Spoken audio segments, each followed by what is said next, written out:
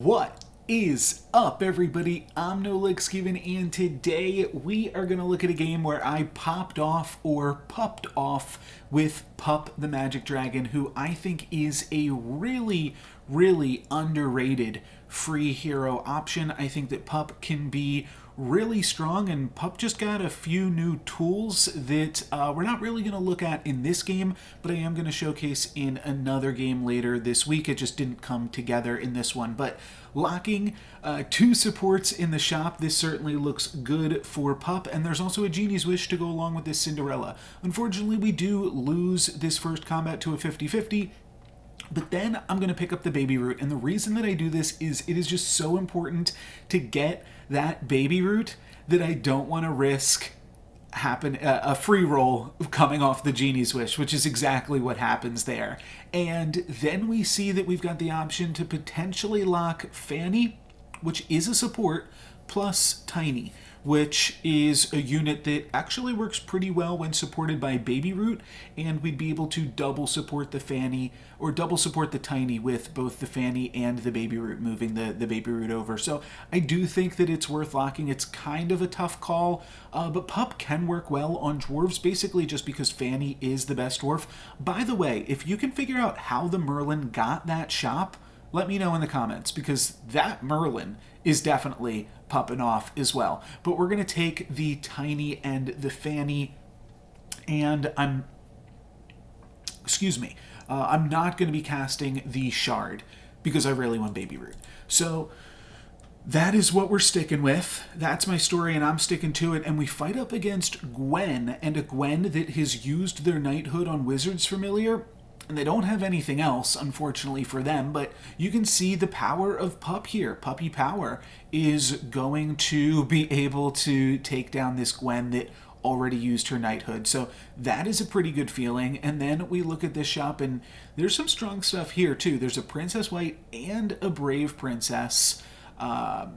The Princess White seems pretty good considering we do already have a Fanny and have some nice dwarven stuff. I don't think I want to sell anything to pick up the Princess White. I think I probably just want to cast this Flourish, and going to go for the Brave Princess first, because then we can start to get the slays on it. And I do think just Brave Princess plus Flourish, try to tick up the Cindy, is a pretty good play for this turn. The question is, do we want to lock for the Princess White?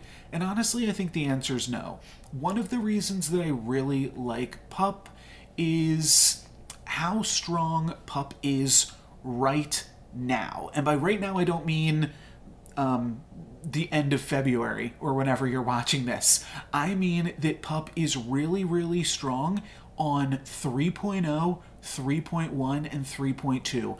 Those are the really clutch turns with Pup that are going to allow you to snowball an advantage. And speaking of snowballing an advantage, we have Wish Upon a Star in this shop, as well as another Baby Root, which represents a whole bunch of stats. Baby Root is support +2/+4. So that is a whole bunch. And one thing that we could do here is potentially skip this treasure, but we find Bounty Board as one of our treasure options. And Bounty Board is something that I really like to do with Pup because, and this is kind of what I was teasing, it's not really going to come into play in this video, but it's really good with Lightning Dragon Riverwash Mermaid, which is now really quite strong on Pup, and just anything in the new patch. It has like an actual legitimate build path into the late game now with Jormungand, and you can do that while just gaining a bunch of cash at the same time. I'm going to sell the Fanny to pick up the second Baby Root. I think that that is right. And this is going to give me the strongest board that I could play this turn while also picking up the Wish Upon a Star. That's because the Baby Root can support two things, whereas the Fanny can only support my single dwarf. But you can see we're actually going to win this combat. And that's pretty sweet. We aren't going to get the second slay from the Brave Princess, though interestingly, the Brave Princess is giving us econ right now from the bounty board, so that still is something. But the important thing is we are going to get that XP, and honestly, we didn't even need to win the combat. The important thing, really, was that we skip 3.2, because 3.2 isn't where we want to be. We want to be picking up tier 4 units. One of the big things with tier 4 units, other than Riverwash Mermaid and Lightning Dragon being really good, is now they can also give you the Horn, which allows your supports to affect all of your front row characters.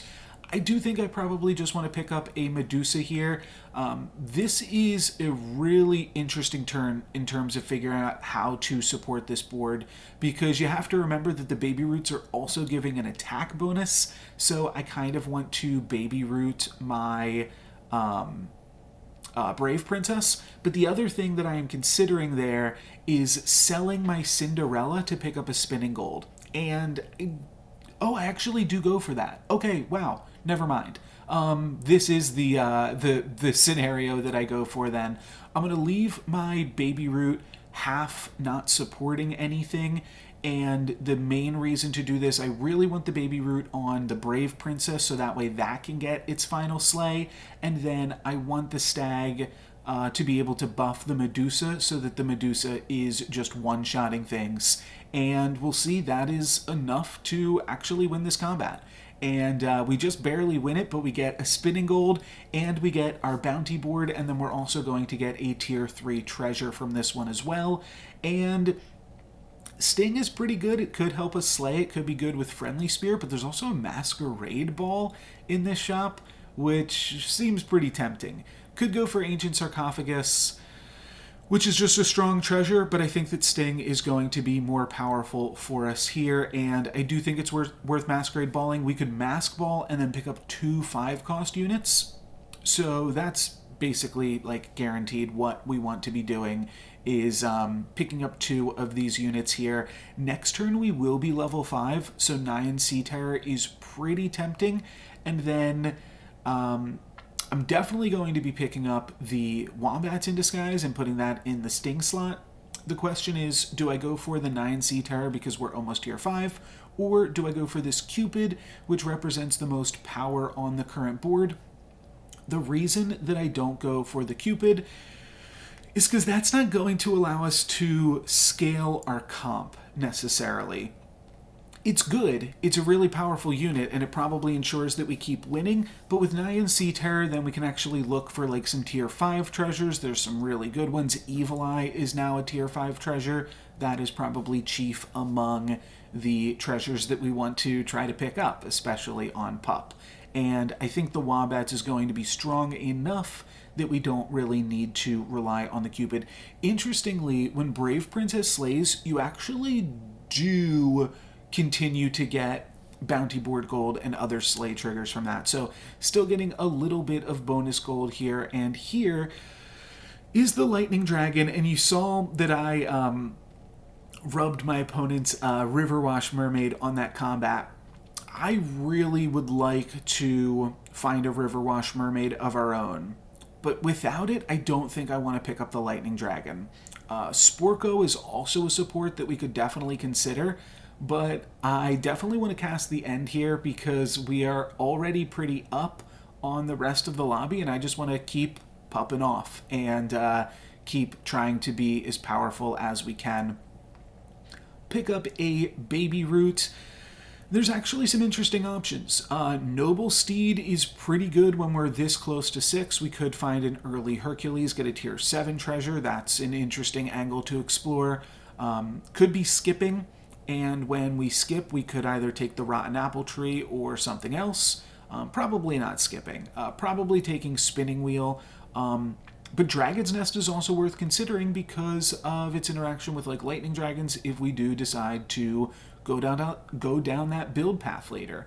And you'll see one other thing that I do here upon realizing that this Celestial Tiger is like the last place person in the lobby. I put Brave Princess in the Sting slot to try to get a slay just for 1 extra econ, and unfortunately my opponent's going to attack into it. So yeah, that's not quite going to work out, but we get a Bossy off of the Wombats in Disguise, what actually does a decent amount of work for us, and maybe we were going to win this combat regardless. Unfortunate for our Celestial Tiger opponent too, because they had a locked chest coming next turn, but we are going to be able to kill them here. Obviously, this is a patch where Bossy cost 5, but is not really going to have a huge impact on this game. Wretched Mummy, I'll take it for 1 and pop it in the Sting slot. That seems fine enough to me. Then we're really just looking for Baba Yagas here, so that we can make some use of our bounty board. I feel like Grimsoul's fine. Like, we're probably going to make use of it in some capacity down the line. And now that I've picked up the Grimsoul, it definitely makes me want to consider this Polywoggle, though we're going to be level 6 next turn. So do I really want to spend coin on Polywoggle? I don't think so. And I certainly consider it, but I just don't think it's good when we're going to be hitting 6 so soon. So I think I should look for, Lancelot's really good too. Can I buy Lancelot right now? I'd have to sell 3 things. Lucky, the Mummy, and the Brave? Yeah, that's probably worth it. So I'll sell the Brave Princess, the Lucky, and the Mummy, and then... I sell the Stag instead, and then play this. And I don't get the Grimsoul in on time, nor do I cast the free roll in time. Just wasn't able to do it. But Lance is really close to activating with the Sting slot plus the Baby Root. Unfortunately, if I had played the Grimsoul, then the Lance would have been able to activate here. I mean, maybe they would have attacked the Lance anyways, but it would have been a 50-50 for the Grimsoul to die and trigger the Slay on the Lance. So that's a little bit unfortunate, and means we're not going to be getting our free Tier 5 treasure, and we're also potentially going to be taking a little bit more damage. I'm not sure if it impacts the damage that we took, but yeah, certainly a little bit unfortunate. I think I will cast this Merlin's Test just to make sure that we get the treasure. It's worth it just to lock it in and get some slightly better positioning, play 7 units, and then I immediately find Jormungand. And that's kind of what this comp is building to in some capacity anyways, so let's definitely pick up that Jormungand. Don't really need this Mummy at this point. Could take another one just to roll for treasures, but I think that, like, my treasures are already kind of good, too. So let's just keep rolling, I think, and try to find Baba Yagas. We definitely need some Baba Yagas to complete this comp, and we find one right at the end of our roll. So now we're going to be getting a Tier 5 treasure from Lance. Again, there's a lot of really sweet things that can be. And we've got a Jormungand. And we've got this Grimsoul. So we are going to be in a pretty good spot here. I'm going to throw the Jormungand in the Baby Root slot just to give it a little bit of extra stats. Maybe that's going to be relevant. I mean, a 22-27 at this point in the game is going to be pretty big. Though you can see my opponent's got some pretty big units as well with these Spellweavers and such. So definitely a close one, but Jormungand is going to survive a few different hits, and then, unfortunately, it is going to get attacked before the Grimsoul dies. So maybe I could have just put Jormungand in the back, but this Potion Master was pretty strong, and we take another 7 damage, but we're also so much XP up on the rest of the lobby, and now we also find a Mimic Chest, and importantly, this is a Mimic Chest against the Ghost, so we're going to get a little bit greedy on this one. I'm going to take the Mimic Chest, and I'm going to drop the Sting. I do think that this is worth considering, but I think that we can get away with it, especially against the Ghost, and then because we don't have to make use of the Sting slot, we can just put Grimsoul in first position, and this is looking really sweet. Now we are going to be walking away from this with a bunch of cash on our next turn, and we'll see what we can do with that. So this is a really interesting thing here. Right before I buy this 9 Sea Terror, I just make sure that my positioning is exactly how I will want it to be, including putting in that Medusa, and we're going to drag this 9 Sea Terror to the bench. That's because I'm planning on floating all of these treasures, and I'm really rewarded here by seeing a staff. So I'll lose our gold from not being able to roll this turn, but I will make that back. Need to talk about one other thing. I'll make that back from the Mimic Chest spinning gold. I'll get 2 gold at the start of next turn, and then I'll also have Mimic Chest bounty board. you can, when you want to float a treasure, there's two things you can do. You can hit confirm and then keep the treasure floated, and then in the next turn you just have to select which one you want to replace.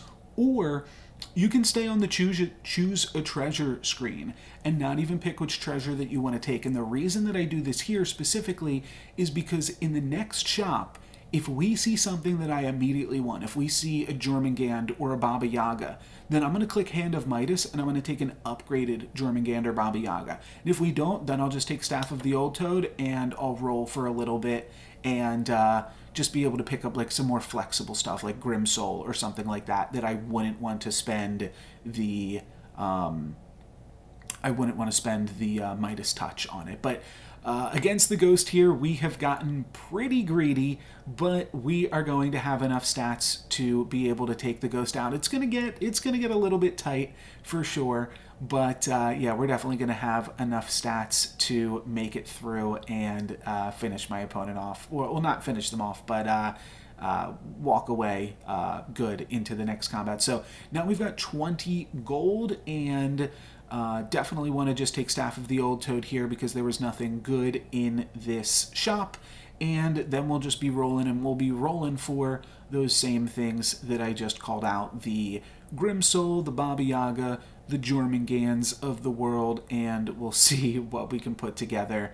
But feeling pretty strong, and feeling more strong the more Jormungands we are able to pick up. Do have to remember, we're still a bunch of XP ahead of the rest of the lobby, so they definitely still need some time to catch up here. I will pick up another Baba Yaga. I don't think I want the Echo Wood. I think there's just so many other powerful things that we can still find, and Baba Yaga is definitely chief among them. If I sold 4 things to pick up the Baba Yaga here, I'd have to play down a unit, so I don't want to do that. I'll just take the spinning gold, and I think that I am totally happy with that. And I make one more slightly like on the greedier play side of things because we are up so much. I feel pretty confident in being able to do this, but I'm going to put the lance in the center, and that way it's going to maximize our scaling if the Grim Soul can land on that lance and just deliver us some nice stats. And that's actually exactly what happens. The lance gets all the stats, and then the Jormungand's going to slay, and then the lance is going to slay, and then my other Jormungand is going to slay. And all of those are giving me a ton of gold as well. So we don't quite kill the Horde Dragon, but 3 gold for the turn, plus a bunch of gold from the bounty board, wind up having 35 gold. Then we triple the Baba Yaga, and we get to take an Evil Eye.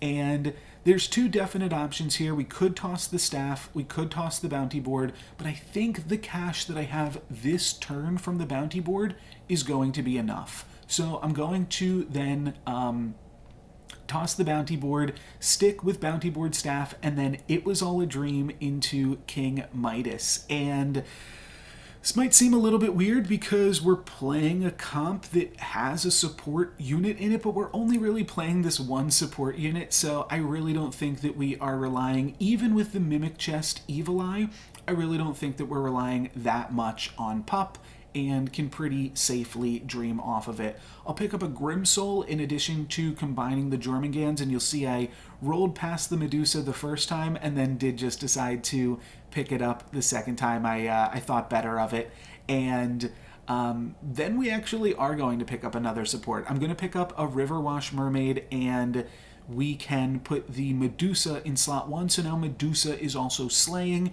and then we just move Grim Soul to slot 4, and we just have Cupid kind of holding up the back end of the deal. And I told you, Cupid's just a strong unit to play. We kind of have like this mix of scammy stuff going on while also just being strong. And it's going to work out decently well for us here as Jormungand still gets to grow enough from the Medusa, so that was a really clutch, like last second put in, and the Jormungand's going to go up to the thousands, so that's going to be pretty well protected. It just gets so much stats from the Mimic Chest Evil Eye. I definitely lost out on not having that much cash this turn, or, into the next shop, but I think that we've done enough that having cash in future turns isn't going to be as important. This game probably only has 2 turns left, and I'd certainly appreciate the cash, but it's not going to be super useful here. So we're also basically like full build at this point because we, at least our treasures are concerned. We're not going to be getting another treasure with King Midas, but Jormungand's are definitely one of the units that really make this comp pop. I could also consider the Doom Breath, and it would certainly be a considerable pickup if this was a little bit earlier, and potentially if I still had Pup as well, because then the Riverwash Mermaid is giving the Doom Breath more attack. The Grimsoul is also cute, but I don't think that it's going to be playable here. I don't even think that I'm going to play the Jormungand in favor of the Cupid, but I do think it's close. I don't really want to risk the Grimsoul triggering onto the backline Jormungand, because that's where we'd play it. We have to play all of these other units in the front line, but an upgraded Jormungand, that is going to see play next turn. So that'll be a nice little power spike, and then we're definitely full build at that point. Medusa is luckily able to get another sleigh there, so that's really good. And then Lance gets a bunch of sleighs, and we're going to see Jormungand just goes crazy. And one of the interesting things about this comp is, like, you have the combat power, and then you also have some scaling, you also have some scam, and then we also worked in some econ for a little bit too. So this comp definitely has it all and is super sweet and definitely strong. And I mean, I don't think that this is like a Pup specific comp, but it's nice that it's stronger on Pup, and then that Pup is also so strong in the early game that you can afford to take that XP. And as you can see, we're playing with Staff. You don't need anything from the early game to increase the power in this comp. This whole comp is late game stuff. At this point, I think I'm just rolling for a relevant combat spell to cast against my opponent. Could potentially play the Lightning Bolt, could potentially play Poison Apple, though they're dwarves, so it's not really going to be super good for us either, I don't think. Probably just roll and see if we can't like find something that we could maybe sell some units and pick up another spell. I'll just take a healing potion though, that's totally fine. And then I am going to want to put in this other Jormungand in favor of potentially the Grimsoul, potentially the Cupid. It's a little tough. We don't really need the Grimsoul because we don't need scaling, as this is probably like the last fight, but Cupid is pretty good against dwarves, so it is a little bit tricky to fit everything in. I could, I think, cut the Medusa, or not cut the Medusa, cut the Riverwash Mermaid as well. And it doesn't actually do too much for us in this fight, but it is still going to do something here, because Riverwash, Baba Yaga, plus the double Evil Eye, Mimic Chest, like all of that means that we do get a bunch of stats on these Jormungands for that. And we get to end off with a bunch of sleighs and Jormungands that are getting up into the 2,000 mark. The second Jormungand is actually at exactly 2,000, so you can do the math and figure out how many sleighs it triggered. And then we are going to get up to 2,300 for the end of that, and that is pretty sweet and a pretty fabulous result for Pup the Magic Dragon. And hopefully this makes you consider Pup the Magic Dragon is a little bit more of a threat. I think that it is just super, super strong in that early game, and there will be another Pup video later on this week, potentially next weekend, where I do a little bit more lightning dragon-y things, but this game was really just like getting such a huge XP lead, and kind of interesting now that one of the late game comps really does actually use supports, and so Pup can kind of work with that too. And that is pretty sweet. But that is going to be it for me today, guys. Thank you very much for watching. I'm NoLucksGiven. Peace.